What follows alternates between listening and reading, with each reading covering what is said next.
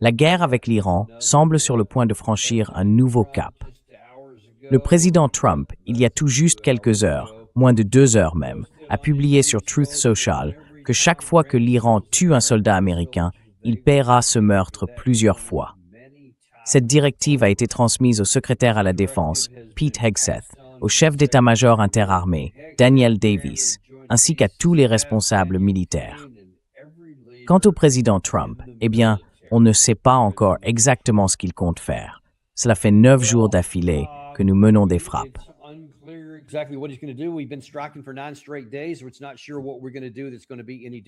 On ne sait pas vraiment ce qu'on va faire de différent cette fois. Mais il y a eu des Américains tués. On en parlera un peu plus dans un instant. Mais où va cette guerre, au juste? Et si tout ça ne met pas fin au conflit, si ça ne pousse pas le camp iranien à capituler, qu'est-ce qu'on fait après? Quelle est la suite?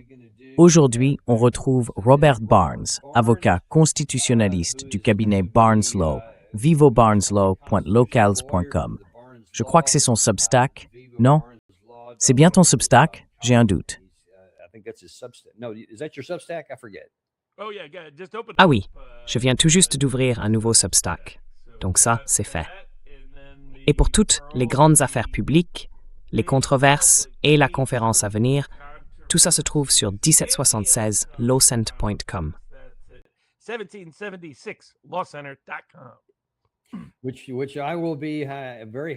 Je serai très heureux d'y participer. C'est dans moins de 2 semaines, je crois. On en reparlera d'ailleurs un peu plus tard. Mais d'abord, parlons de ce qui vient de se passer, parce qu'il y a eu de nouveaux Américains tués. En gros, 4 ces derniers jours, 3 en Jordanie, 1 en Irak, qui vient d'être tué. La soldate Isabella Gonzalez, ici, et ça porte le total à 16 morts au combat, au moins officiellement, et environ 430 blessés au combat, à ce stade. Je soupçonne que c'est probablement bien plus, parce que le CENTCOM ne communique pas franchement. Alors, que peut faire le président Trump? Parce que c'est lui qui a lancé cette guerre, ce qui était une erreur, et on pense qu'il aurait dû en sortir. Mais voilà qu'à nouveau, avec ces raids nocturnes dont on se vante sans arrêt, on recommence à avoir des pertes. Est-ce que dans une situation comme celle-là, il a les mains liées?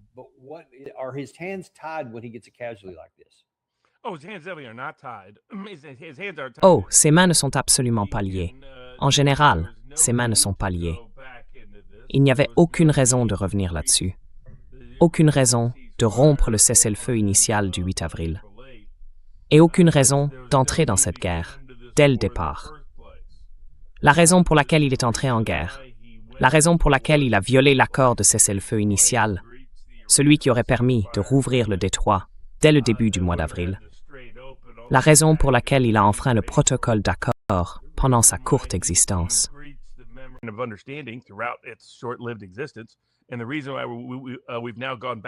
Et la raison pour laquelle on est de nouveau intervenu militairement, encore une fois de manière active, en perdant à nouveau des vies de soldats américains sans véritable raison, vraiment, sans bonne raison, sans objectif efficace. C'est parce que Trump, dans son délire, retombe sans cesse dans le même délire. Vous savez, parfois, il semble lucide, raisonnable, pendant 1 semaine ou 2, comme il l'était à un moment pendant le protocole d'accord. Et puis, il replonge dans son délire. Il se persuade sincèrement que s'il intensifie les menaces, l'Iran finira par céder. Pour lui, il n'y a que 2 options. Il ne voit pas le compromis comme une solution. C'est soit la capitulation, soit la conquête. Et si l'autre camp ne capitule pas, et s'il ne conquiert pas, il ne peut tout simplement pas l'accepter. Donc, il a accepté le compromis pendant un certain temps, tant qu'il pouvait faire semblant que l'Iran y cédait. Quand il a compris que c'était nous qui capitulions là-dedans, il a commencé, en gros, à saboter tout ça, à le miner, à le trahir de toutes les manières possibles, à le retourner complètement. En ce moment, le vice-président Vance essaie de négocier un accord qui reconnaîtrait plus clairement, au moins à court terme, une prolongation, comme l'avait proposé le Qatar, d'environ 2 semaines pour stabiliser la situation. Cet accord reconnaîtrait officiellement et pleinement le contrôle de l'Iran sur le détroit d'Ormuz. Il y aurait toujours une route omanaise, comme avant. L'Iran n'avait pas de problème avec cette route. Leur problème, c'était que les gens ne se coordonnaient pas avec eux avant de l'utiliser. Donc, pour l'instant, Vance met cette option sur la table. Le problème, c'est, est-ce que Trump peut l'accepter? On ne sait jamais. Trump peut dérailler à ce stade, selon les jours. Et le vrai problème, c'est son état d'esprit délirant. Ces temps-ci, il se persuade vraiment que le bon scénario va se produire, que le mauvais, lui, n'arrivera pas. Le bon va arriver, le mauvais, non.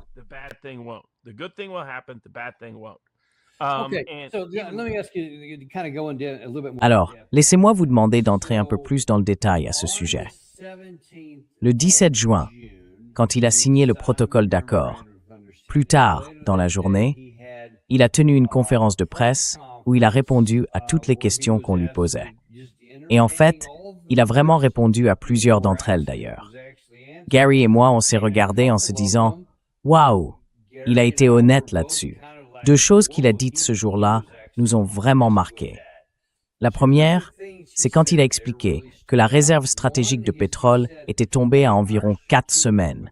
Il fallait conclure cet accord, sinon on allait droit dans le mur. Et puis il a ajouté « Je ne veux pas être un président Hoover, celui qui a présidé à une dépression économique. » Ce qui, selon lui, aurait pu arriver si on n'avait pas ouvert ce dossier.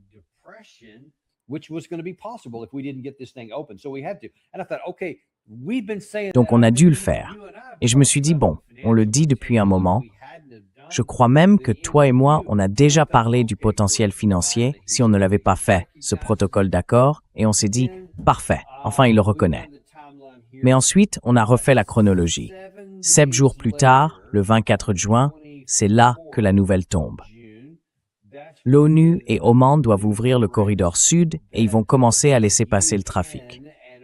Ils vont décider qui peut y aller, malgré ce que disait le paragraphe 5, que seul l'Iran pouvait, et ainsi de suite. Et bien sûr, on sait tout ce qui s'est passé après. Ils ont frappé les navires, on les a frappés en retour. Et maintenant, on est de nouveau dans ce va-et-vient. Et voilà que Trump recommence à dire des trucs. Regardons celui-là. Trump qui chute comme ça.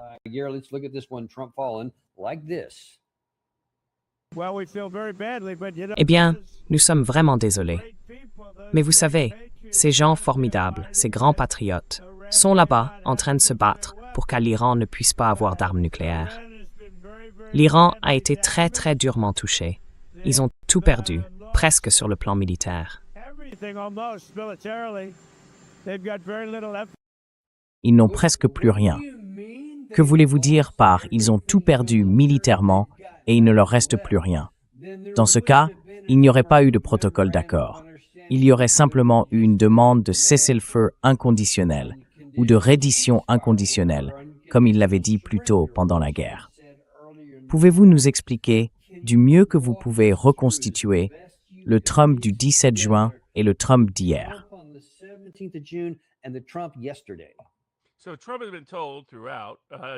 Donc, on a informé Trump tout au long du processus.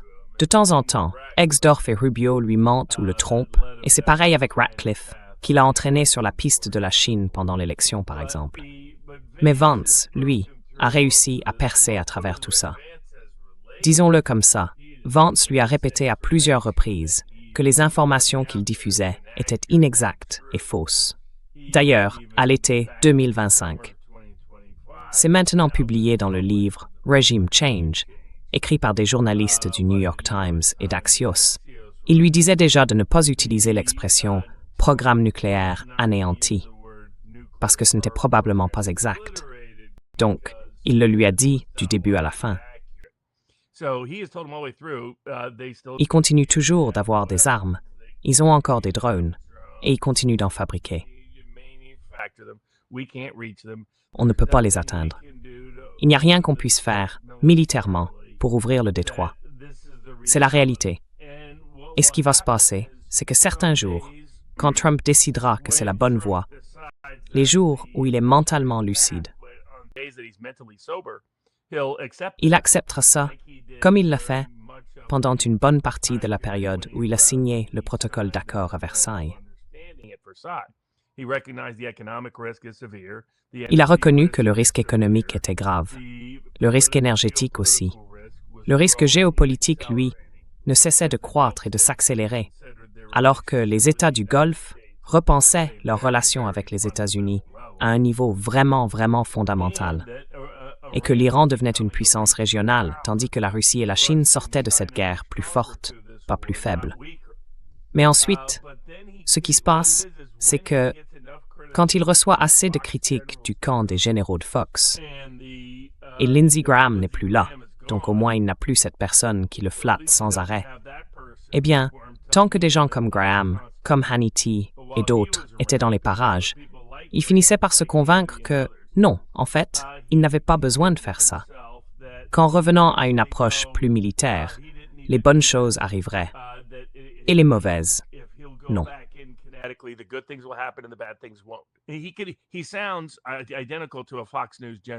Il parle exactement comme un général de Fox News. Alors quand des gens comme Vance, Kane et d'autres sont assis avec lui dans la pièce et lui disent « Non, il se trompe, ça n'arrivera pas », lui répond « Non, non, c'est vous qui avez tort. Vous ne comprenez pas. La bonne chose va vraiment arriver. La mauvaise chose, elle, n'arrivera pas. Vous ne comprenez pas. Vous ne comprenez pas à quel point je suis formidable. Vous ne comprenez pas l'importance de tout ça. » Et il rechute. Il retombe sans arrêt dans son délire de Donald. Et quand il est dans cet état-là, il y reste. Le faire redescendre, c'est brutal. Même quand les militaires sur le terrain disent que ça ne marche pas et que ça crée des risques inutiles.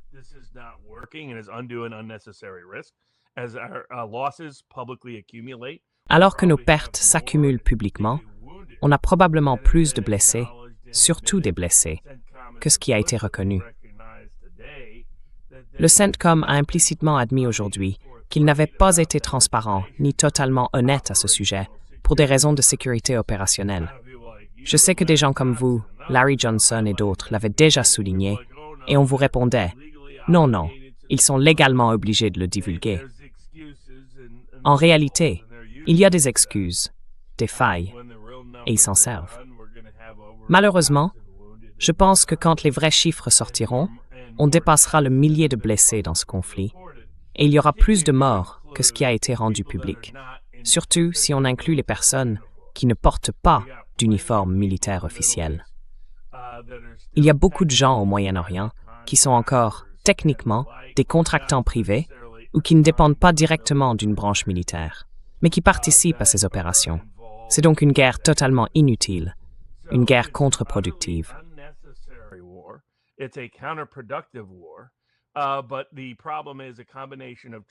Mais le problème, c'est un mélange entre la capacité de décision affaiblie de Trump, il vit dans un monde imaginaire qu'il s'est construit lui-même, et son cabinet de lâches.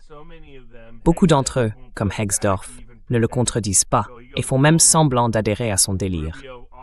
Rubio, souvent, ne le contredit pas non plus et joue le jeu. Les meilleurs ne réagissent pas du tout. C'est un vrai faible. Le secrétaire à l'énergie, lui, s'humilie sur la scène internationale tous les jours.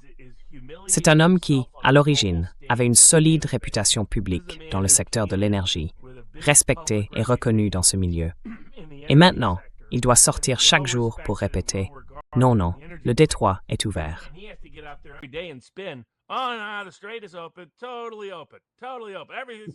Totalement ouvert. Oui, totalement ouvert. Tout passe sans problème. Et tout le monde dans le secteur de l'énergie est là à se moquer de lui. Il devient la risée du milieu. Ils subissent des sortes de rituels d'humiliation juste pour rester au gouvernement. Et le seul qui ose vraiment résister, c'est Vance.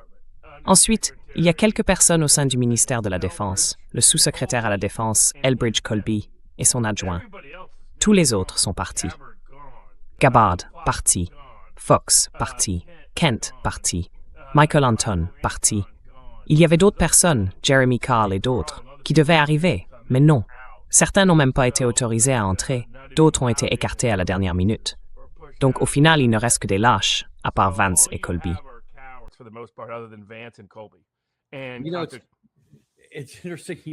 C'est marrant que vous mentionniez Wright, parce qu'il était sur Fox News plus tôt dans la journée. Je vais revenir dans un instant sur ces généraux et amiraux de plateau dont vous parliez tout à l'heure. Mais alors celui-là, franchement, il mérite une attention particulière, voire un prix, je dirais, tellement c'est incroyable. On lui a demandé de préparer l'extrait sonore que vous allez entendre. La première question qu'on lui a posée, c'était « Est-ce qu'il va y avoir une grosse riposte contre l'Iran puisqu'ils ont tué nos soldats ?» Alors, pendant que vous regardez ça, dites-moi si ça vous semble être une vraie vidéo ou plutôt une espèce d'automate mal fichu fabriqué par une intelligence artificielle.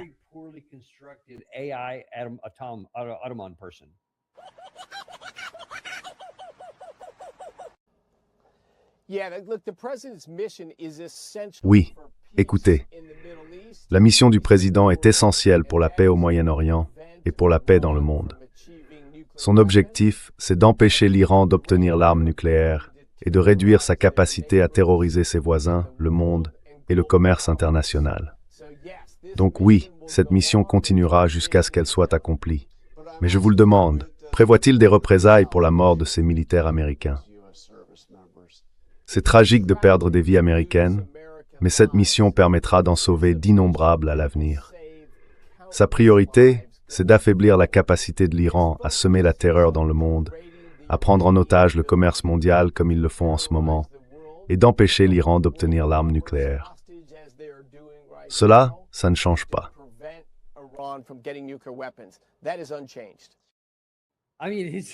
Je veux dire, on dirait même pas une vraie personne qui parle. Je suis sérieux. On dirait une vidéo générée par une IA, parce que son rythme est complètement décalé. C'est pas... Enfin, qu'est-ce que t'en penses? Franchement, j'ai vu des vidéos d'otages plus crédibles. C'est vraiment ce que j'ai pensé. C'était un peu une confession par projection, en fait. Parce que vous avez remarqué, il n'arrêtait pas de répéter « Otage, otage, otage, otage, otage. Je suis un otage. S'il vous plaît, quelqu'un, voyez-moi. » Il ne manquait plus que le code Morse spécial avec ses... Enfin, vous voyez. Je sais qu'il est humilié par tout ça. Il avait dit à Trump avant la guerre que ce serait un désastre énergétique, une catastrophe, et qu'on n'était pas du tout en position de tenir très longtemps. C'est lui qui n'a cessé d'insister. Il a même réuni tous les dirigeants des compagnies pétrolières juste avant la signature du protocole d'accord pour dire à Trump en personne « On est à 4 semaines du précipice. 4 semaines du précipice. 4 semaines du précipice. » C'est pour ça que Trump a fini par céder.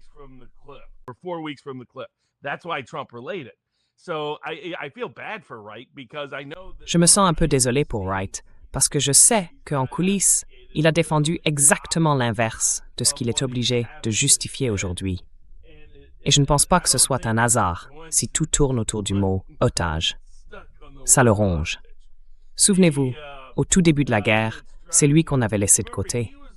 Il n'avait pas été invité à Mar-a-Lago quand tout a été lancé, justement parce qu'il s'y était opposé. Il avait dit que ça ne marcherait pas sur le plan énergétique, qu'on n'était pas en position de gérer ça. Et aujourd'hui, les outils ont annoncé « Plus une goutte de pétrole saoudien ne sortira. » Point final. Ni par le détroit d'Ormuz, ni par l'autre passage, ni par Bab el-Mandeb. Oui, voilà, je te laisse le prononcer. Moi, je massacre déjà le mot « prononcer ». Alors je préfère laisser les autres dire les noms un peu compliqués. Mais en gros, ça représente environ 20 millions de barils. Si on additionne les deux zones, on parle d'à peu près 25 à 30% de l'approvisionnement mondial en pétrole et en gaz naturel.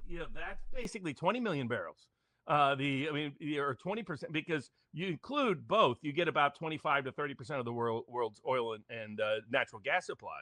The Saudis were increasing. D'après ce que je comprends, les Saoudiens augmentaient leur utilisation de cette route alternative à environ 7 millions de barils par jour.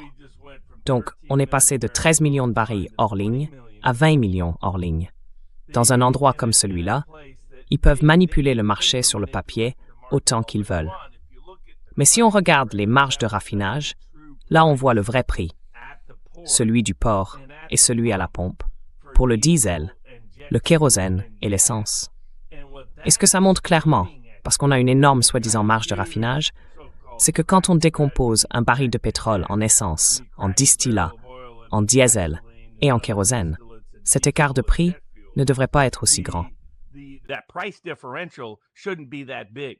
And everybody assumes it's that big because they're just making huge Et tout le monde suppose que c'est énorme parce qu'ils font des profits gigantesques. Mais souvent, ce n'est pas le cas. Souvent, c'est parce que le prix sur le papier ne correspond pas au prix que les raffineurs doivent réellement payer pour l'obtenir. Donc, si on regarde le vrai prix d'approvisionnement, on est plutôt autour de 120 à 140 $. Et ça se voit dans les coûts réels. Par exemple, si on regarde l'indice TACO, d'après cet indice, on devrait s'attendre à ce que Trump s'effondre très vite, parce que c'est le 10 ans au-dessus de 4,5. C'est bien là, et ça continue de grimper. Ces taux d'approbation sont dans les 30%. Oui, ils y sont, ils y restent, et ils baissent. Et puis, il y a le prix de l'essence et du diesel à la pompe. Le diesel au-dessus de 5 et l'essence au-dessus de 4.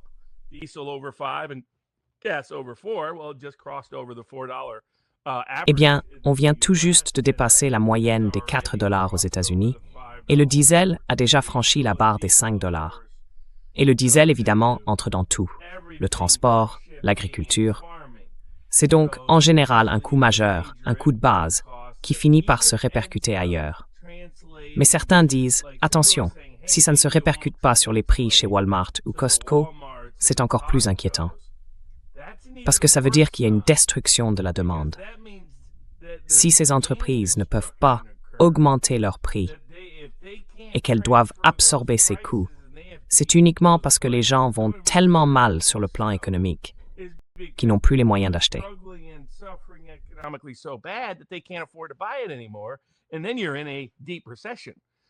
Et ensuite, on se retrouve en pleine récession. Et il y a déjà des signes clairs que c'est le cas. Donc il n'y a pas vraiment de scénario alternatif. Soit ça entraîne de gros problèmes de pouvoir d'achat, soit un autre type de problème d'accès, du genre « je ne peux même plus me le payer, point final ». Dans tous les cas, l'économie, tous les indicateurs du TACO Index sont là. Mais Trump devient de plus en plus délirant. Il s'enferme dans des bulles de plus en plus étroites. Et des gens comme Vance ont du mal à y accéder. Parce que Vance devient, lui aussi, une voix de plus en plus isolée. Parce que Fox s'entête là-dessus. Je veux dire, au bout du compte, Fox News est aussi responsable de l'escalade de cette guerre que n'importe qui d'autre. La capacité de Rupert Murdoch à inviter chaque soir des généraux complètement à côté de la plaque, qui racontent n'importe quoi, que ce sera facile, que tout va se passer sans problème, qu'ils vont céder, qu'ils n'ont pas le choix. C'est incroyable.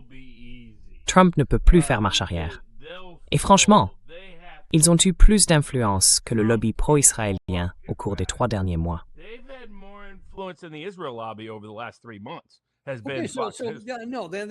Non.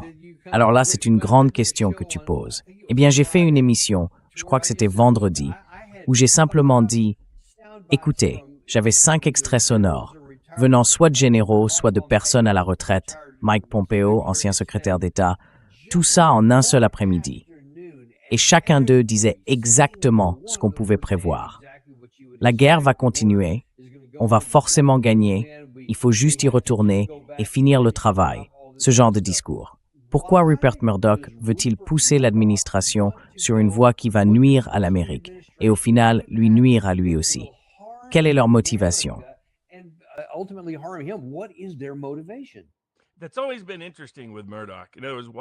C'est toujours quelque chose d'intéressant avec Murdoch.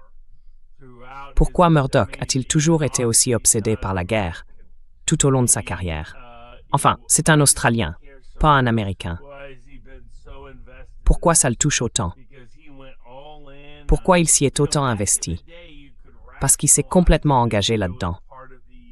À l'époque, on pouvait encore justifier ça en disant que ça faisait partie de la stratégie de l'administration Bush et qu'il cherchait à gagner en crédibilité auprès de la base républicaine conservatrice pour faire de Fox News une machine à cash. Mais il a continué à faire du lobbying de manière agressive, jusqu'au cœur même de la guerre. Il a mobilisé tous ses médias. Le Daily Mail au Royaume-Uni a tiré à boulet rouge sur J.D. Vance, tout comme le New York Post. and the New York Post, the Daily Mail, the Wall Street Journal. Dans le New York Post, le Daily Mail, le Wall Street Journal et sur Fox News, tous les médias de Murdoch ont fait un lobbying acharné pour cette guerre. Ils l'ont défendue, ils ont attaqué toute tentative de la résoudre. Ils ont sapé et saboté tous les efforts pour en sortir par la voie diplomatique. Et ils ont encouragé tout ça en sachant très bien que Trump perd les pédales. Vous savez, il y a des gens chez Fox qui savent que Trump n'est plus vraiment là, Yusemba, et qu'on peut le pousser comme un gamin à sauter d'une falaise en entraînant le monde entier avec lui. Et ça, pour moi, c'est une vraie question. Je sais qu'il a toujours été obsédé par la guerre, mais le pourquoi, ça, on ne me l'a jamais vraiment expliqué de façon claire ou satisfaisante.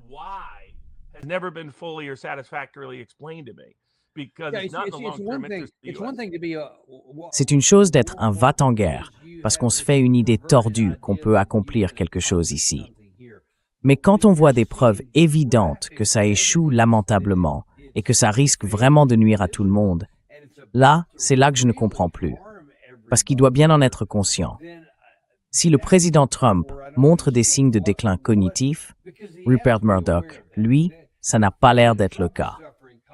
Et clairement, beaucoup de dirigeants de Fox News ne sont pas ceux qui décident qui passe à l'antenne. D'ailleurs, j'étais un habitué de Fox News, et maintenant, j'y vais une fois tous les 36 du mois, seulement quand il se passe quelque chose. Et ce n'est pas un hasard, c'est voulu, parce que des gens comme moi, il n'y en a plus là-bas non plus. Alors je ne comprends pas. Franchement, aidez-moi à comprendre. Aidez-moi à trouver une raison plausible pour laquelle ils voudraient promouvoir quelque chose qui nuirait à notre pays, alors qu'ils savent très bien que cette guerre ne marchera pas.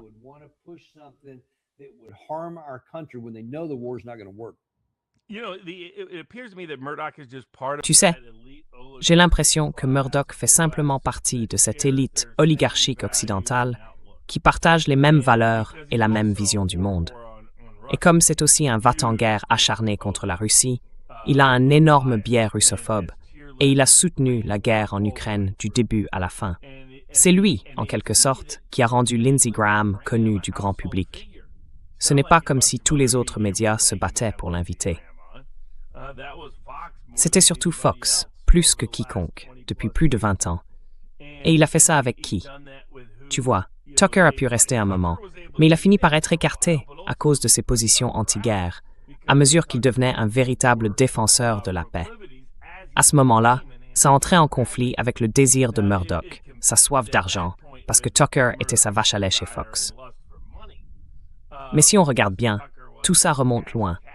Vraiment, jusqu'à ses années au Royaume-Uni, dans les années 60.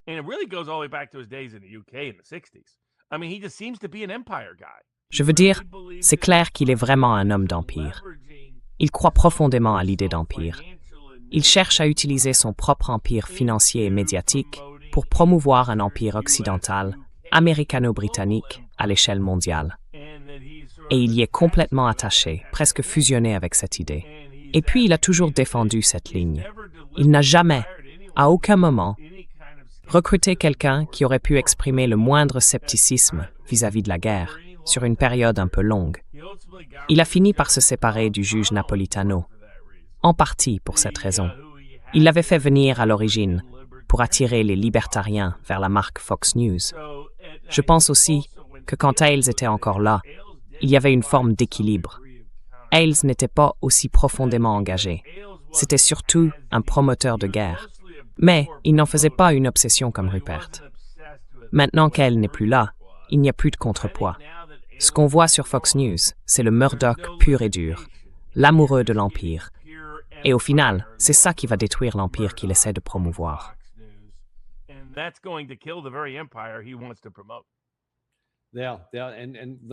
Oui. Et laissez-moi vous montrer quelques exemples d'aujourd'hui où M. Murdoch va clairement dans cette direction. D'abord, voici le général Keane. Il va expliquer que nous avons toutes les munitions nécessaires pour le faire. Il suffit maintenant d'y aller et de terminer le travail.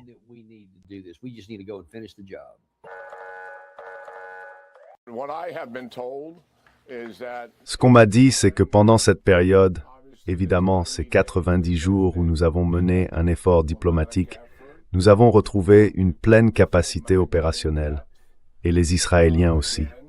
C'est ce que je sais. Je pense qu'il faut poser la question à l'administration à ce sujet. Moi, je suis confiant dans notre capacité à exécuter la mission que le président nous a confiée.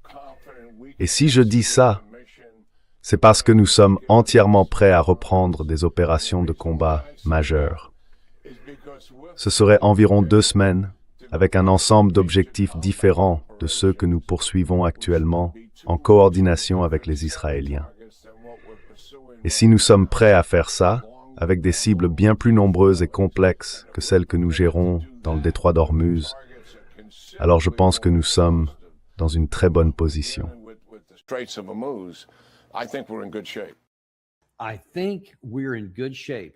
Je pense qu'on est en bonne position, dit-il.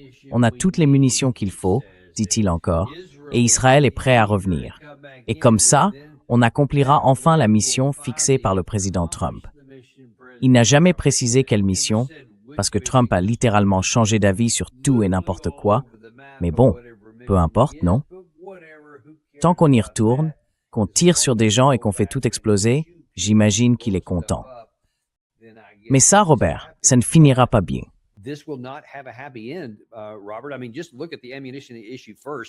Je veux dire, regardez d'abord la question des munitions. Tout ce qu'on lit dans les sources ouvertes dit clairement qu'on est dans une situation critique avec nos stocks, surtout pour les JASSM et les missiles de croisière Tomahawk à longue portée, les intercepteurs PAC-3 et TAAD. On est dans le rouge, comme on dit dans l'armée. Et maintenant, il veut relancer une campagne à grande échelle. Pas juste 80 à 100 cibles par jour, mais comme au tout début, où il y en avait parfois plusieurs centaines en une seule journée. Je crois qu'au total, on en a utilisé jusqu'à 15 000 à peu près. On ne les a plus, Robert. Et si Trump l'écoute, si Rupert Murdoch obtient ce qu'il veut et qu'on repart dans une guerre à grande échelle, on va se retrouver à court dans certaines catégories d'armes. Je veux dire, ça remonte à Curtis Bombs Away LeMay, qui après la Seconde Guerre mondiale adorait bombarder Dresde et adorait bombarder Tokyo. En soit, il voulait tout faire exploser partout et pour tout le monde.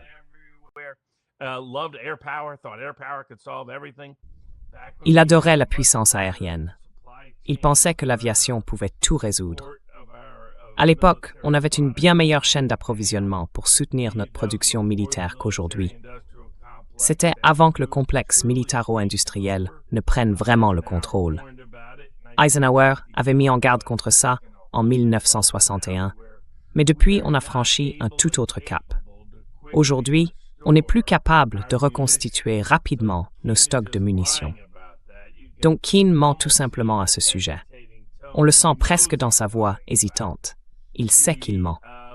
Alors qu'en face, l'Iran, lui, ne dépend pas des autres. Il a construit une chaîne d'approvisionnement militaire autonome, avec l'aide de la Russie et de la Chine, profondément enfouie sous terre, et ils produisent à des coûts dérisoires. Contrairement à ce que dit Rubio quand il affirme « Oh, ils dépensent tout leur argent dans les guerres ». Non, c'est nous. C'est nous qui faisons exploser le budget avec nos guerres. Je crois que l'Iran consacre environ 2% de son PIB à son armée et à ses soutiens, que ce soit le Hezbollah ou d'autres. L'argent du Hamas pour l'attaque du 7 octobre ne venait pas d'Iran. Regardez le documentaire sur Bibi Netanyahou.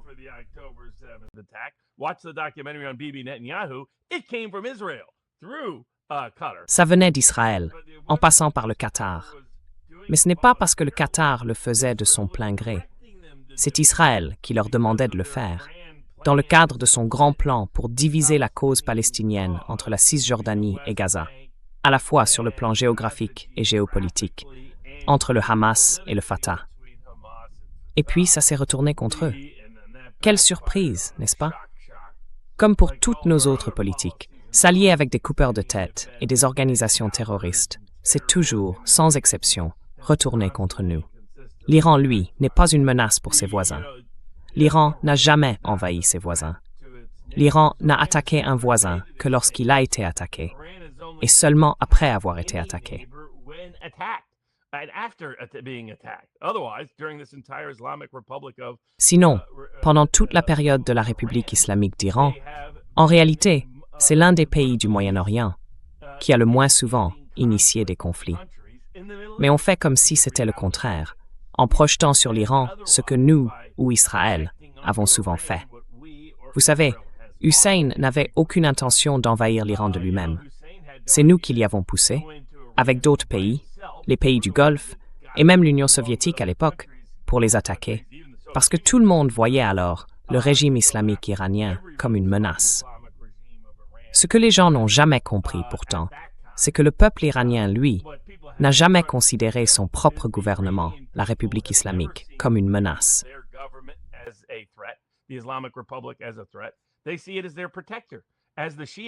Ils le voient comme leur protecteur, comme le font les chiites partout dans le monde. C'est pour ça que toute l'idée derrière cette stratégie, selon laquelle les Iraniens n'attendraient qu'une chose, remplacer leur gouvernement par un régime pro-israélien et pro-américain, a toujours été complètement fausse, totalement à côté de la plaque. Contrairement à la Syrie, à la Libye ou à l'Irak, où il existait d'importants groupes dissidents au sein de la population, ce n'est pas le cas de la République iranienne. Et ça, on le savait grâce à nos propres sondages d'opinion, qui remontent à presque 50 ans. C'est clair dans toutes les données. Mais voilà pourquoi, au final, on se met à créer une fausse organisation, à faire de faux sondages et à diffuser tout ça. Et Trump, lui, a cru à ces données trafiquées. C'est même, en partie, une des raisons pour lesquelles il est revenu là-dedans. Il était furieux de voir à quel point les rassemblements en soutien à l'ayatollah défunt étaient énormes.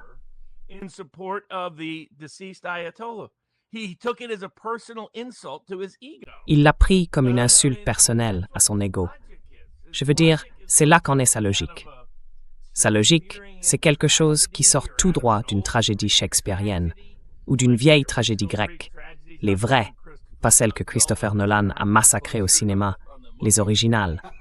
Et c'est ce que Trump est devenu. Il est devenu une figure tragique, à la manière du roi Lear, qui se laisse emporter par son ego. Comment ose-t-il organiser ces rassemblements de masse pour cet ayatollah? Je vous le garantis. Non, il était maléfique. Il le détestait. Je sais qu'il était maléfique. Il le détestait, parce que je me suis convaincu que c'était vrai. Et se voir prouver la stupidité de cette croyance face au plus grand rassemblement humain jamais organisé pour un seul événement dans toute l'histoire du monde. C'est quelque chose que son ego n'a tout simplement pas pu supporter.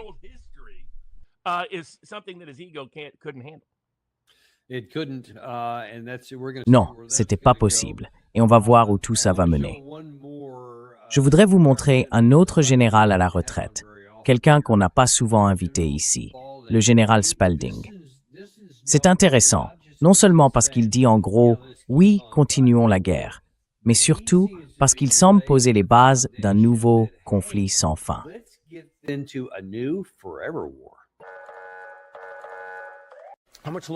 Combien de temps pensez-vous que ça va encore durer? Et selon vous, est-ce que les munitions devraient être une limite à ce stade? Qu'est-ce que vous entendez à ce sujet?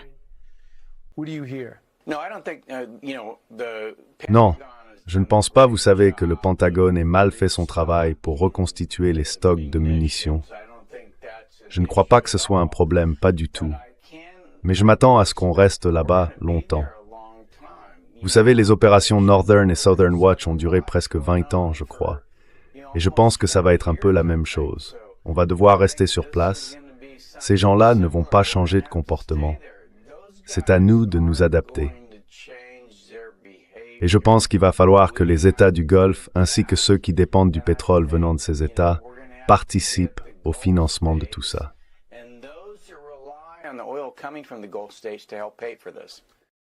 De quoi il parle là? C'était littéralement la première fois que je voyais ça. Mais encore une fois, Fox News, Rupert Murdoch essaye maintenant, je pense, et on verra si ça continue, de poser les bases pour dire « Eh bien, ça va pas se terminer de sitôt » et que ça va devenir notre prochaine guerre sans fin, alors que le président Trump avait justement fait campagne en disant qu'il ne ferait jamais ça. Et maintenant, On en est là. Qu'est-ce que vous en pensez?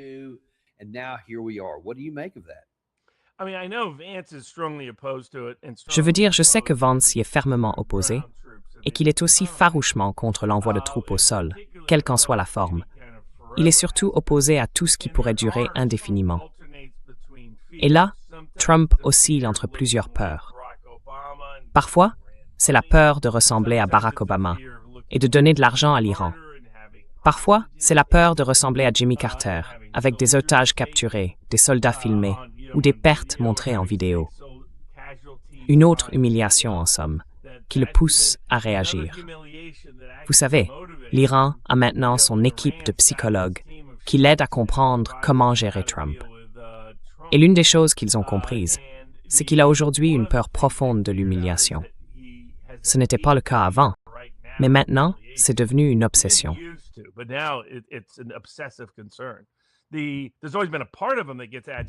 Il y a toujours eu une part de lui que ça agace profondément. Certains pensent encore qu'il s'est présenté à la présidence parce que Barack Obama l'a humilié lors de cet événement à Washington il y a quelques années. Et connaissant Trump, il y a sans doute un fond de vérité là-dedans. Mais aujourd'hui, ça ne le motive plus. Ça l'inquiète. Ce n'est plus une énergie qu'il transforme en quelque chose de positif ou de productif. Je pense donc qu'on va voir une escalade du côté de l'Iran. Ils vont parler de se retirer du traité de non-prolifération nucléaire, faire circuler des rumeurs, laisser entendre qu'ils pourraient faire exploser une arme nucléaire, justement à cause de cet effet d'humiliation. Pas seulement comme moyen de dissuasion, mais aussi parce que, depuis son premier mandat, toute la logique de Trump vis-à-vis de l'Iran repose sur une idée fixe. L'Iran ne possède d'armes nucléaires.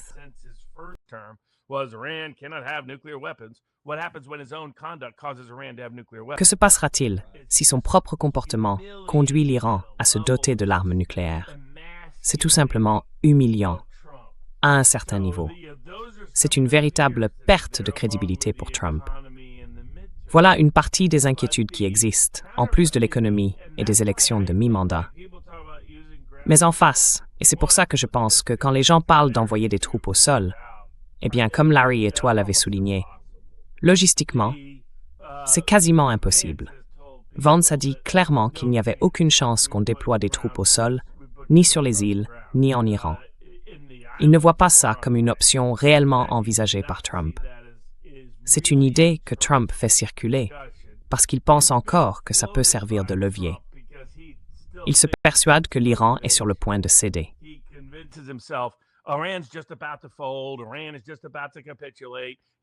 L'Iran est sur le point de capituler.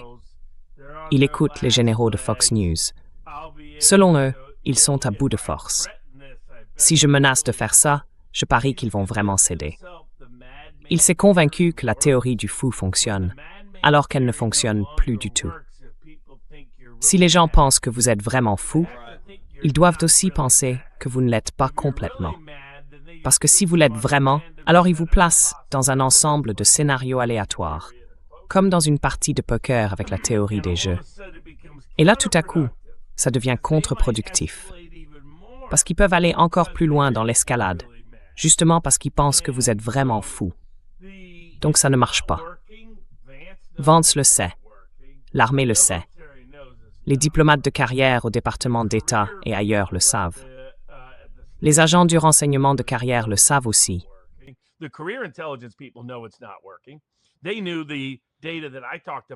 Ils savaient que les données dont je parlais sur l'opinion publique iranienne ne soutenaient pas le renversement du régime, ni celui du gouvernement, ni celui de la République tel qu'ils la conçoivent. En fait, l'Iranien moyen considère que son gouvernement est plus démocratique que l'Américain moyen ne considère le nôtre, ce qui peut en surprendre certains. C'est ainsi qu'ils le perçoivent. Si on leur demande d'évaluer la démocratie de leur pays sur une échelle de 0 à 10, ils se situent au-dessus de 5. Nous, dans les sondages, nous sommes souvent en dessous de 5. Quand on demande aux gens s'ils se sentent libres d'exprimer leur opinion, les Iraniens sont en réalité partagés sur la question. Beaucoup d'Américains, eux, ne se sentent pas libres de dire ce qu'ils pensent. à cause des conséquences qu'ils ont subies ces 6 dernières années, avec différentes formes de censure ou de sanctions dans le travail et dans l'éducation, simplement pour avoir exprimé leur opinion.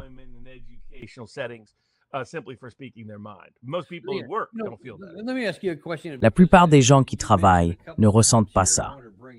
Laisse-moi te poser une question parce que tu l'as mentionné plusieurs fois et je veux qu'on en parle. Gary, tu peux afficher cet article sur Substack? Tu viens de le publier. Il s'intitule « Les Iraniens veulent-ils un changement de régime ?» sur ton Substack. Alors, il m'est arrivé quelque chose d'assez intéressant il y a 2 ou 3 semaines, quand je partais pour la Géorgie. J'étais en route pour l'aéroport. Ma femme et moi étions à l'arrière de la voiture. On discutait justement de ce genre de sujet. On était dans un Uber et j'ai mentionné quelque chose à propos du peuple iranien. Et là, tout à coup, la conductrice, une femme âgée, se retourne et dit « Vous savez quoi? Le président Trump a raison, parce que les Iraniens veulent désespérément ce changement de régime. Ils adorent ce qu'il fait. »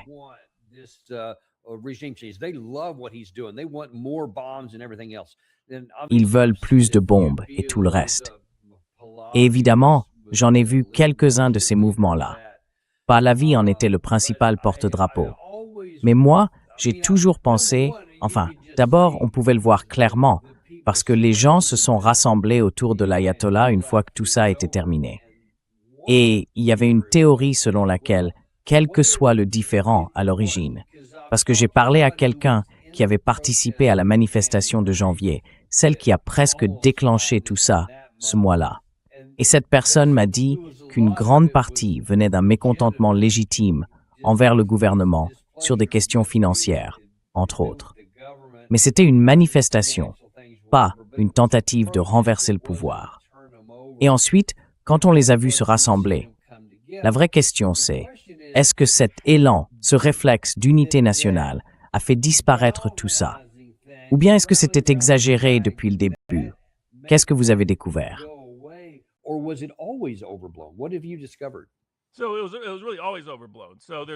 Donc en réalité, tout ça a toujours été exagéré. Il existe toute une série d'enquêtes menées sur l'Iran et sur les populations chiites, qui sont d'ailleurs devenues un facteur clé dans d'autres pays, en dehors de l'Iran. Et parmi ces enquêtes, on trouve des sondages réalisés par Gallup, par Reuters, par le Pew Research Institute, ou encore des études de l'Université du Maryland, menées par le professeur Sadat, spécialisé dans l'étude du Moyen-Orient et du monde. Il y a aussi des travaux du Washington Institute for Near East Policy. Donc, les sondages que j'ai utilisés proviennent tous d'instituts américains. Maintenant, il y a un autre sondage, basé aux Pays-Bas, celui que cite souvent le camp de Fox News. Et quand on se penche dessus, on se rend compte que ce n'est pas un véritable institut de sondage. Leur méthode pour interroger les Iraniens est très particulière, parce que le logiciel qu'ils utilisent a été conçu à des fins de renseignement.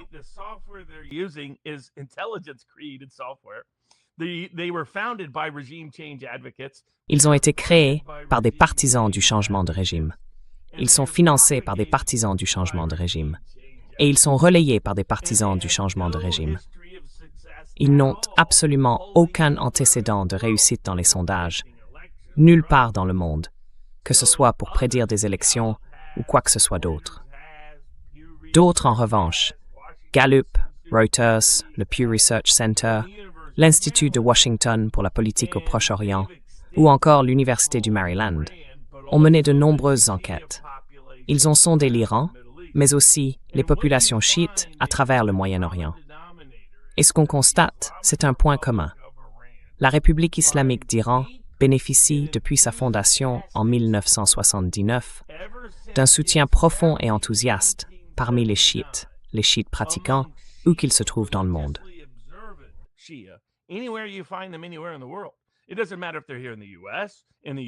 Peu importe qu'ils soient ici, aux États-Unis, au Royaume-Uni, au Pakistan, à Bahreïn, au Liban, en Syrie ou en Irak. Partout où l'on regarde, on trouve du soutien pour la République islamique d'Iran. Le niveau de soutien varie selon les dirigeants iraniens, que ce soit pour tel ou tel ayatollah, président ou ministre des Affaires étrangères. Ça peut monter ou descendre selon les circonstances, selon la perception qu'on a de l'Iran.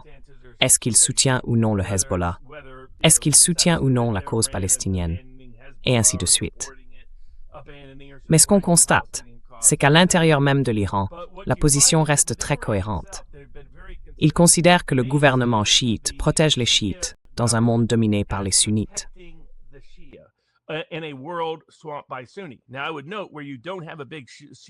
Je ferai remarquer que dans les pays où il n'y a pas de grande division entre chiites et sunnites, comme la Malaisie ou l'Indonésie, on trouve régulièrement plus de 70% d'opinions favorables à la République islamique d'Iran, dans presque toutes les enquêtes menées là-bas.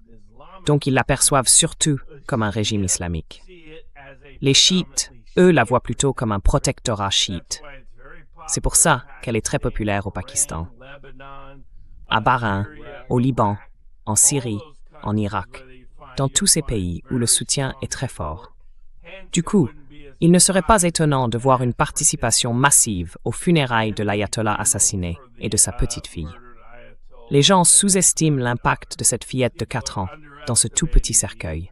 Ce n'est pas seulement l'école de filles, c'est le fait de voir ce minuscule cercueil, celui de sa petite-fille. Oui, c'était difficile à carrer. Oui, complètement.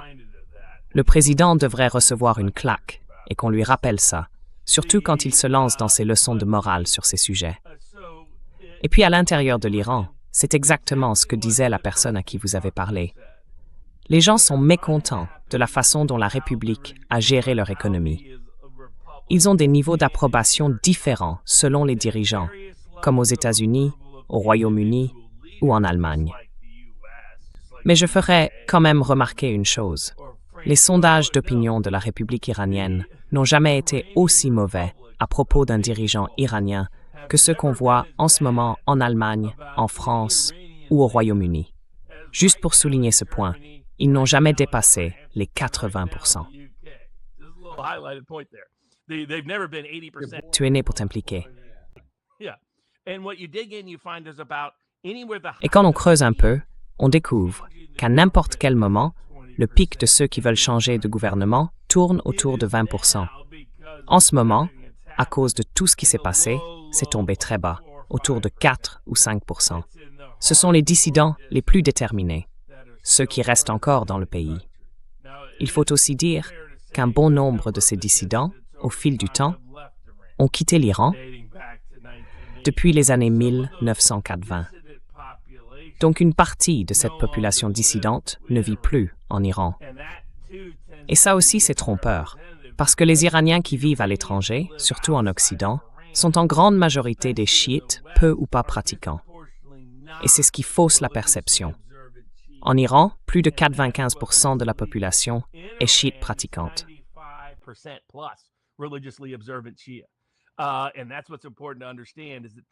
Et c'est ça qu'il faut bien comprendre. C'est le dénominateur commun dans leur lien religieux profond avec leur système de gouvernement. Mais ils considèrent aussi que leur gouvernement est démocratique. Et c'est pour ça qu'ils le tiennent pour responsable sur le plan économique. Ils ne le voient pas comme une élite oligarchique qui s'enrichit elle-même. Ils le voient comme un pouvoir qui leur rend des comptes, souvent incompétents dans la gestion des questions économiques, parce qu'ils accusent moins les sanctions qu'ils n'accusent leurs dirigeants locaux. Et c'est de là que viennent les seules formes de protestation. Il y a eu, de temps en temps, des manifestations pour dire « on n'aime pas que ces règles culturelles soient aussi restrictives ».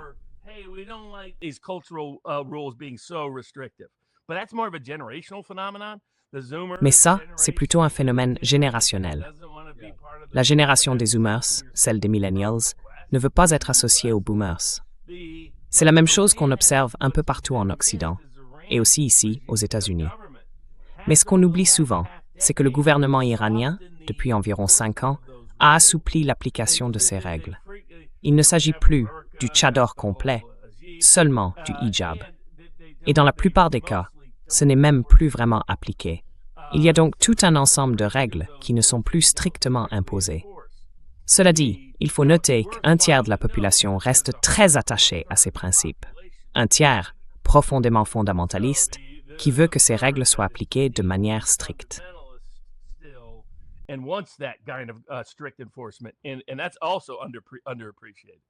Et ça aussi, c'est souvent sous-estimé.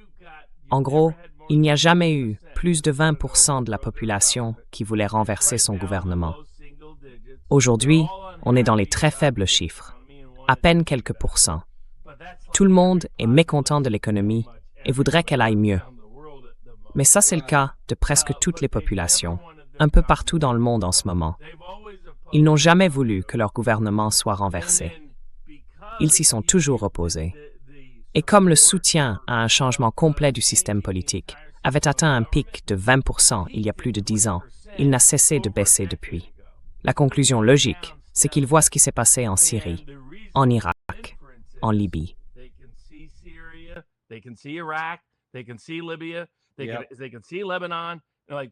Ils regardent le Liban en se disant « on ne veut pas devenir ces gouvernements-là ». Et les Perses ont une longue histoire d'invasion, d'attaques. Ils ont souvent réussi à y résister au fil du temps, mais surtout, dans le siècle qui a précédé la création de la République islamique d'Iran, ils ont subi des interventions constantes. Une partie de leur méfiance envers la Russie remonte à l'époque de l'Union soviétique et à ce qui s'est passé pendant la Seconde Guerre mondiale. À cause de ça, ce sentiment s'est encore renforcé. Si vous leur demandez « Est-ce que vous voulez que le gouvernement américain vienne vous renverser ?» D'après toutes les données que j'ai vues, cette question précise n'a jamais été posée. Mais à mon avis, vous auriez de la chance d'obtenir 1% de réponses favorables.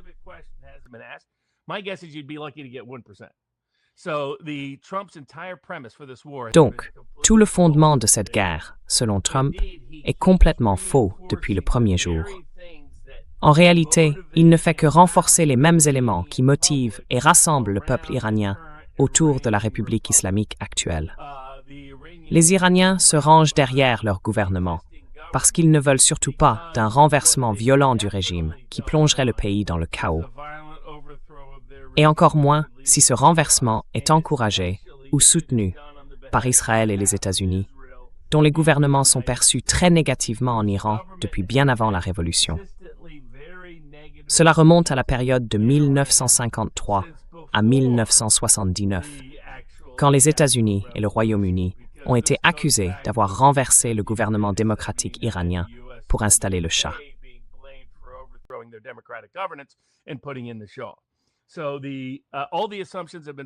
Donc, toutes les hypothèses ont été fausses depuis le premier jour.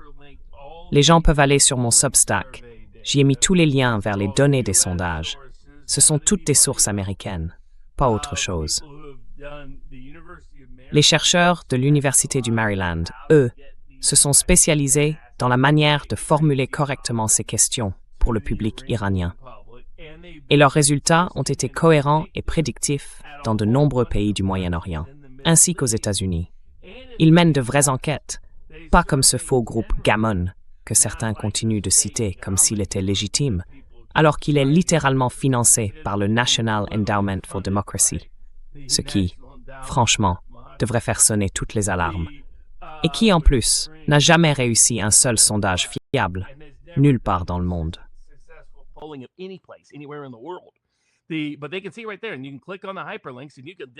Mais on peut le voir directement, on peut cliquer sur les liens, et on peut aller soi-même creuser dans les données des sondages. Il y a 12 ans de données à l'Université du Maryland et 40 ans dans d'autres institutions au fil du temps. Et une fois qu'on a compris ça à propos de l'Iran, on commence à regarder l'opinion des chiites dans d'autres pays. Et il n'y a aucune raison pour que les chiites de ces pays mentent sur leur opinion de l'Iran. Si on a des doutes sur la fiabilité des sondages réalisés en Iran, eh bien, on retrouve les mêmes chiffres ailleurs. En fait, ce qui est fascinant, c'est que le public iranien n'a jamais voulu, par exemple, se lancer dans la fabrication d'armes nucléaires suivant la fatwa de l'ayatollah.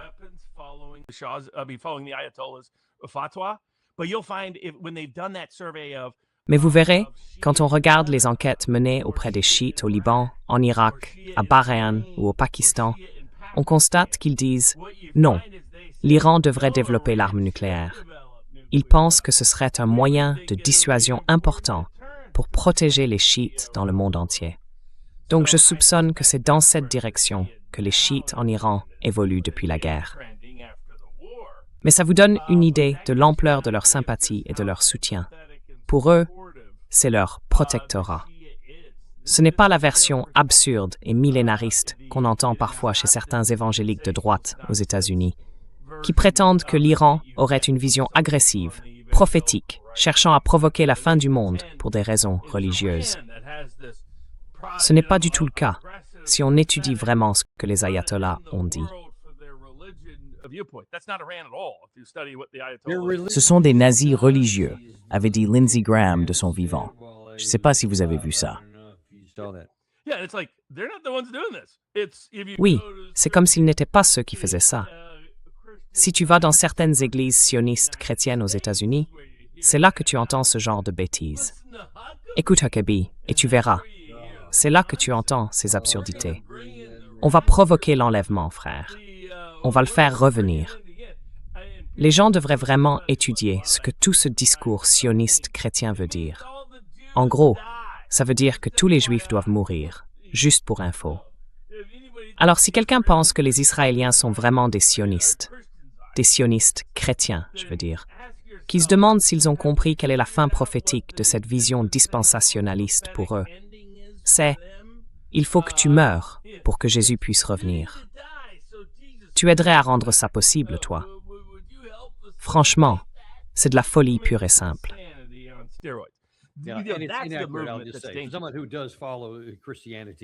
Quelqu'un qui suit vraiment le christianisme, le vrai christianisme, sait que ce n'est pas du tout ce qu'il enseigne. Je veux dire, soyons très clairs là-dessus. Alors, si tout ce qu'on a utilisé au début de cette guerre, c'était pour dire « Ah, on va aller les aider à renverser leur gouvernement », eh bien, ça a toujours été absurde. Et maintenant, ce qu'on voit avec ces dizaines de millions de personnes qui sont sorties en sachant qu'elles risquaient leur vie, parce qu'elles savaient qu'en se rassemblant, elles pouvaient devenir des cibles, mais qu'elles s'en fichaient. Elles y sont allées quand même. On a eu Ahmad Saliman, qui m'a contacté peu après. Il était là pendant beaucoup de ces événements, en fait, pendant toutes les funérailles. Et il m'a dit qu'il y avait une chose que tout le monde répétait. Si leur pays devait sacrifier la moitié de sa population, environ 40 millions de personnes, pour vaincre les États-Unis et Israël, eh bien pour eux, c'était un prix qui valait la peine d'être payé.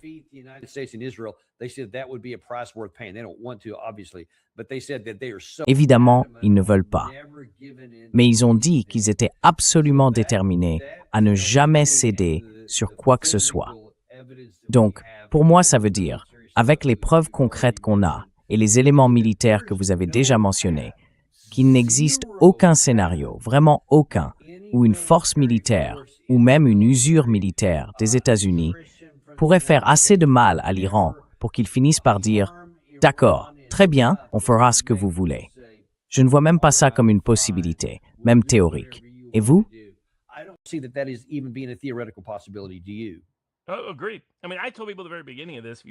Je suis d'accord. J'ai dit dès le tout début de cette histoire, si on comprend le sacrifice chiite, la fierté perse et le nationalisme iranien, on sait que ça ne marchera jamais. On ne pourra ni les conquérir, ni les faire capituler. C'est comme les Russes me l'ont dit un jour. On préférerait manger de la terre plutôt que de renoncer à notre fierté. Et la fierté perse, elle va encore plus loin. Ce sont des gens qui ont converti les Mongols. Les Mongols sont arrivés, ils ont, en théorie, conquis les Perses. Et une génération plus tard, ils étaient tous devenus Perses. Ils ont fait ça aux Mongols. Vous voyez, c'est un peu comme quand on se demande pourquoi on est allé au Vietnam.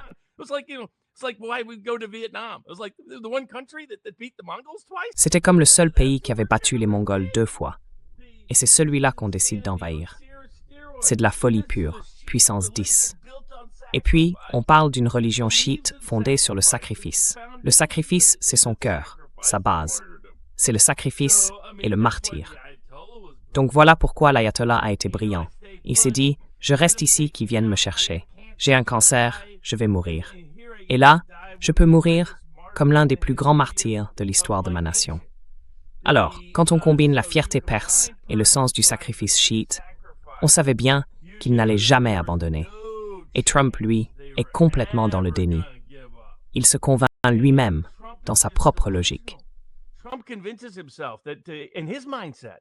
I mean, people should ask themselves, why is Trump at different levels being Je veux dire, les gens devraient se demander pourquoi Trump, à différents niveaux, se montre aussi inutilement et excessivement agressif vis-à-vis de ses propres promesses politiques. Contre 3 civilisations en même temps, celle de la Chine, avec cette guerre commerciale, celle de la Russie, en continuant d'alimenter la guerre en Ukraine et en se vantant de nos frappes en profondeur sur le territoire russe, alors qu'on ne peut vraiment pas se le permettre, ni économiquement, ni à cause du pétrole et du gaz, tout en continuant d'escalader contre l'Iran. Ce petit mème qui le montre en empereur russe, c'est quelque chose qu'il prend vraiment au sérieux. Regime Change l'a documenté. Il a dit « Regardez tous ces dirigeants ». Et quels dirigeants citait-il en exemple?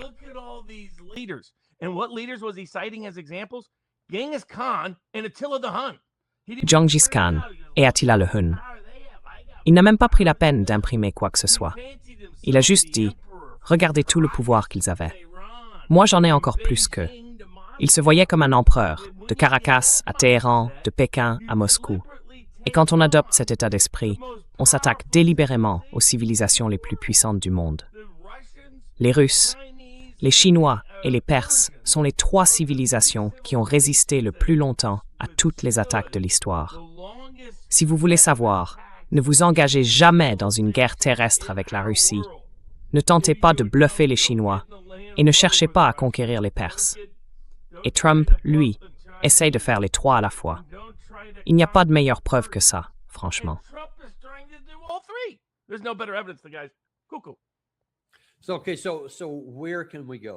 Bon, d'accord. Alors où est-ce qu'on va maintenant?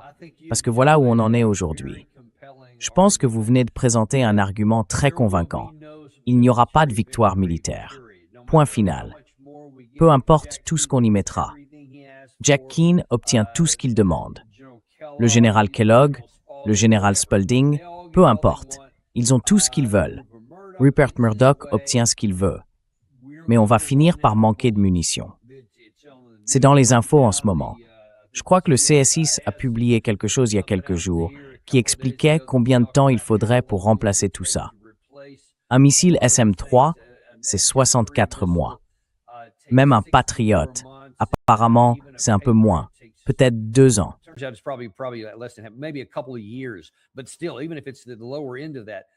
Mais quand même si on prend la fourchette basse, fabriquer un seul missile, ça veut dire qu'on ne peut pas remplacer ce qu'on tire ici chaque jour.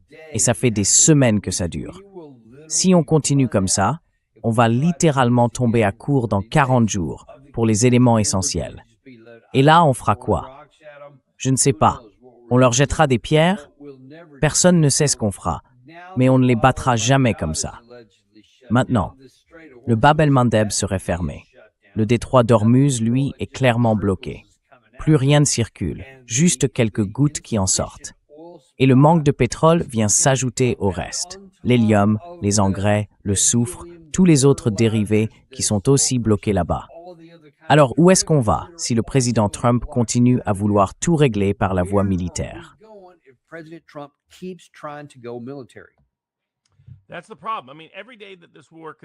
C'est bien ça, le problème. Chaque jour où cette guerre continue, d'une manière ou d'une autre, sur le terrain, sans respecter un accord diplomatique, comme un protocole d'entente, et sans simplement se retirer de la région et du conflit, c'est un jour de plus où l'attention est détournée de ses autres priorités intérieures, pourtant populaires, comme la réforme électorale avec le SAVACT. Il perd du capital politique chaque jour. Il perd du soutien politique, rien qu'à cause des sujets qui ne sont plus débattus à l'échelle nationale. Et puis, chaque jour qui passe, c'est aussi un jour de plus, avec un risque de victimes, un risque de blessés parmi le personnel américain, pour une guerre à laquelle les Américains n'ont jamais cru. C'est encore un jour de perte de capital politique, alors que l'horloge tourne inexorablement vers les élections de mi-mandat. The tick-tock of the clock of the midterm elections. Then you've got the third Ensuite, il y a le troisième élément. C'est que l'impact économique et les répercussions s'aggravent jour après jour, et certaines pourraient être en partie irréversibles. Cela pourrait accélérer l'éclatement d'une bulle de l'intelligence artificielle, qui pourrait à son tour faire éclater la bulle du marché boursier, ce qui risquerait ensuite de faire éclater la bulle de la consommation. D'autant que la moitié des dépenses de consommation provient aujourd'hui des 10% les plus riches, ceux qui détiennent toutes les actions. Et par-dessus tout, il y a le coût du pétrole et de l'énergie à la pompe, qu'on voit déjà se répercuter sur la hausse des taux d'intérêt. Or, on ne peut pas se le permettre, avec une dette qui atteint des niveaux records, encore plus élevés qu'après la Seconde Guerre mondiale, en proportion du PIB. Exactement le contraire de ce que le président Trump avait promis.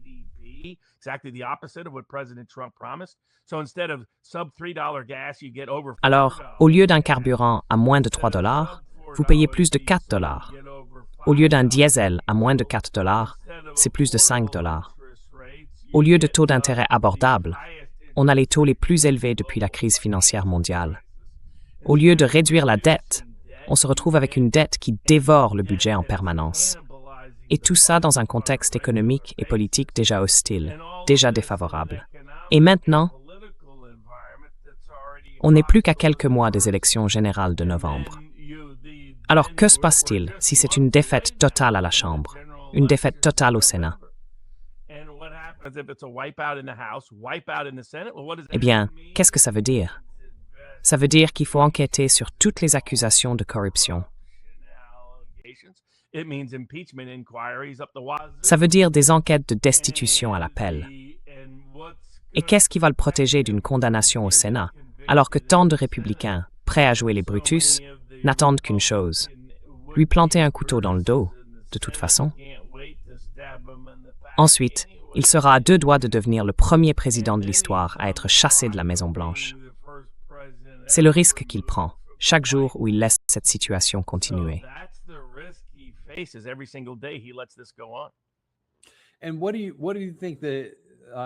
Et selon vous, quelles sont les chances qu'un tel scénario se produise?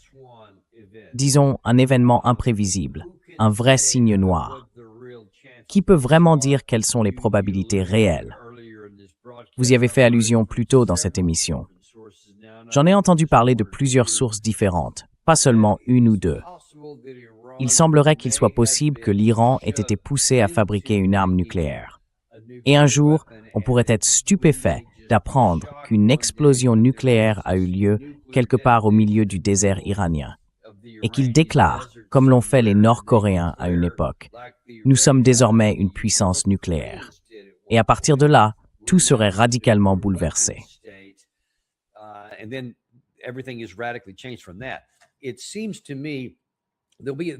me semble que la première réaction de la Maison-Blanche sera de dire « Vous voyez, on vous l'avait bien dit.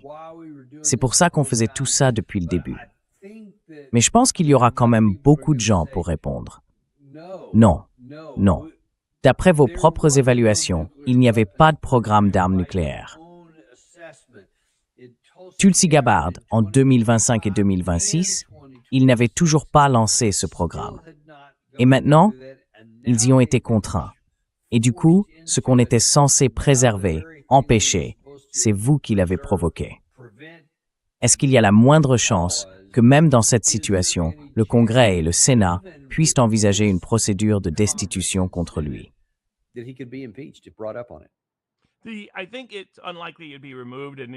Je pense qu'il est peu probable qu'il soit écarté avant le changement lié aux élections.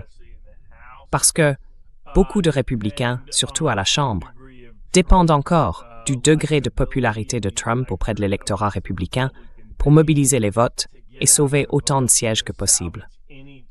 C'est pour ça qu'il sait que le vrai risque pour lui viendra seulement après les élections de janvier 2027.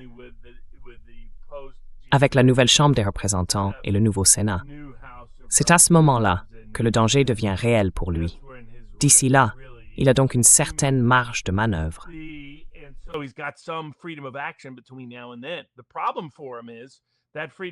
Le problème pour lui, c'est que sa liberté d'action est limité par les conséquences possibles de ce qu'il fait maintenant, sur la composition de la Chambre et du Sénat à ce moment-là, et sur l'état de l'opinion publique à ce moment-là.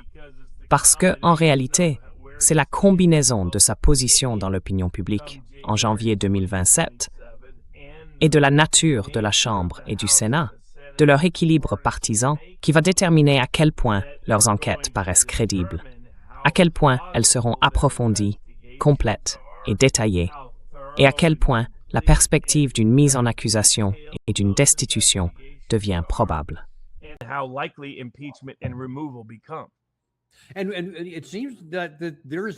Et il semble qu'il y ait là un argument crédible. Je veux dire, d'abord, on peut dire qu'il a clairement violé la loi sur les pouvoirs de guerre de 1973, en engageant complètement le pays dans une guerre sans passer d'abord par le Congrès. C'est écrit noir sur blanc. Vous le savez mieux que quiconque. Corrigez-moi si vous pensez que je me trompe. Mais selon moi, il est parti en guerre en totale contradiction avec la Constitution et avec cette loi sur les pouvoirs de guerre, et il y a matière à le poursuivre pour ça. Et ensuite, au moment de l'enquête, on peut dire, regardez, vos services de renseignement vous avez prévenu, vos généraux vous avez dit que ça ne marcherait jamais, et pourtant vous l'avez fait quand même.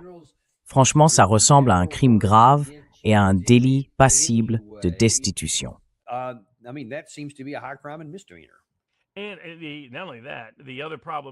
Et ce n'est pas tout. L'autre problème, c'est combien de gens quittent le navire. Le souci, avec un gouvernement rempli de lâches, c'est qu'on se retrouve avec une foule de rats, de futurs rats, et de rats impatients qui ne sacrifieront jamais leur avenir personnel ou politique pour le vôtre. Et ceux-là, ils n'hésiteront pas à vous planter un couteau dans le dos. Le plus ironique, c'est que la personne la plus critique envers Trump, à l'intérieur de la Maison-Blanche, c'est justement celle qui lui serait la plus loyale. Vance, lui, serait le dernier à abandonner, à saboter, à trahir, à jouer les Brutus. Tous les autres, ces courtisans dociles, ce sont les serpents que Trump a laissés entrer chez lui. Rappelez-vous son vieux poème, Le serpent. Tu savais qui j'étais quand je t'ai laissé entrer. Je pense que ça, on va beaucoup le revoir dans le futur. Oui, tout à fait. Et je pense que c'est là son risque. Ces gens-là l'abandonneraient en un clin d'œil. Le lobby pro-israélien le saboterait en un clin d'œil. Rupert Murdoch le saboterait en un clin d'œil. Le premier dirigeant à avoir félicité Joe Biden pour sa victoire à l'élection de 2020, c'était le premier ministre israélien, Bibi Netanyahou. C'est dire à quelle vitesse il a planté le couteau. Voilà le genre de personne dont on parle. On ne peut pas s'allier à une bande de traîtres et de voleurs et s'attendre à ce qu'ils fassent preuve d'honneur quand la situation l'exige. Donc je pense que c'est un autre de ces problèmes. Si vous regardez bien, Rubio a joué sur les deux tableaux pendant toute cette affaire. Il a fait fuiter des choses d'un côté, puis dit le contraire en public, ou l'inverse.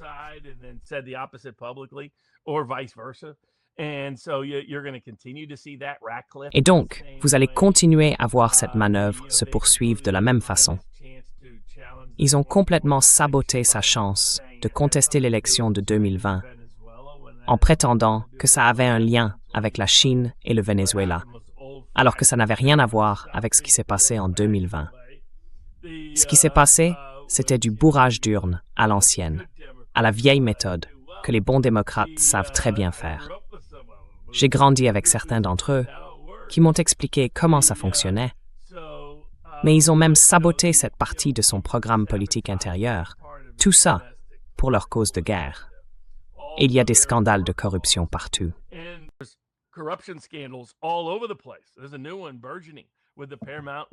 Il y en a un nouveau qui émerge avec la fusion entre Paramount et Warner. Il va révéler le rôle des Ellison et du lobby israélien qui cherchent à s'emparer de l'ensemble des médias et des institutions culturelles américaines ou à en avoir un quasi-monopole. Tout ça se fait en engageant des lobbyistes qui ne se sont jamais enregistrés comme tels, mais qui ont des liens très étroits avec l'administration Trump et qui ont littéralement monétisé ces relations pour s'enrichir personnellement. Ces liens pourraient même impliquer des membres de la famille Trump. Tous ces scandales vont être choquants.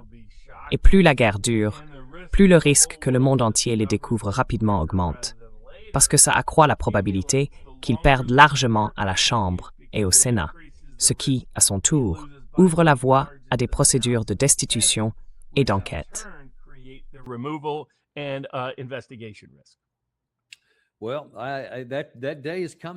Eh bien, ce jour arrive. Je pense que c'est déjà joué, et je ne crois pas qu'il puisse revenir en arrière maintenant. Et d'ailleurs, on dirait même qu'il n'essaie pas. On va devoir attendre et voir comment tout ça se termine. Écoute, je te remercie vraiment d'être venu dans l'émission aujourd'hui. Et au fait, je veux juste rappeler à tout le monde que dans à peine 2 semaines, en fait, un peu moins de 2 semaines maintenant, oui, environ 10 jours, dans une dizaine de jours, le Centre juridique 1776 va organiser son... Je ne me souviens plus.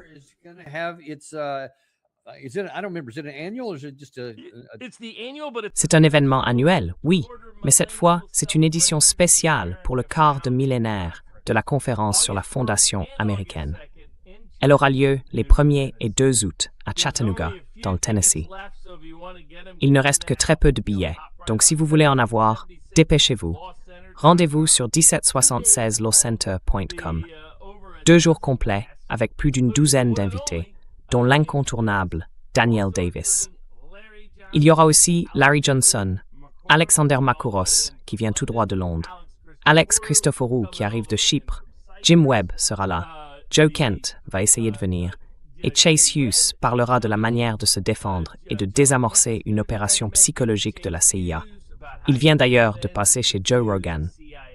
Il y aura aussi un panel sur le comportement, sur la détection du mensonge et la communication honnête, avec Scott Roos et Greg Hartley. Greg Hartley, c'est l'ancien interrogateur qu'on envoyait sur le terrain.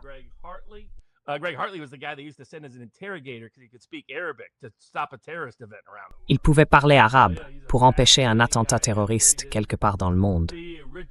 C'est quelqu'un de vraiment fascinant, avec un parcours impressionnant. Le Richard Barris People's Pundit Daily parle de l'avenir des 4 libertés. Moi, je le décris un peu comme le Bilderberg du mouvement pour la liberté, ou plutôt l'anti-Bilderberg. Le but, c'est d'avoir beaucoup d'échanges sur les campagnes indépendantes, les options de tiers partis et les alternatives possibles. Certaines personnalités connues vont essayer de faire des apparitions surprises. Et puis, on fournit le dîner, le brunch, des encas, des boissons et plein d'autres choses.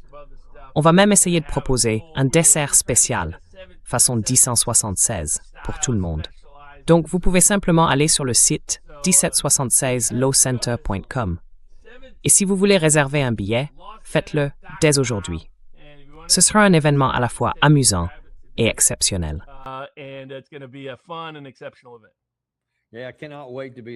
Oui, j'ai vraiment hâte d'y être. Ça va être génial. On fera sûrement un compte-rendu après, peut-être même en direct depuis l'événement. On verra bien comment ça se passe. Merci beaucoup d'être venu aujourd'hui. C'est toujours un plaisir.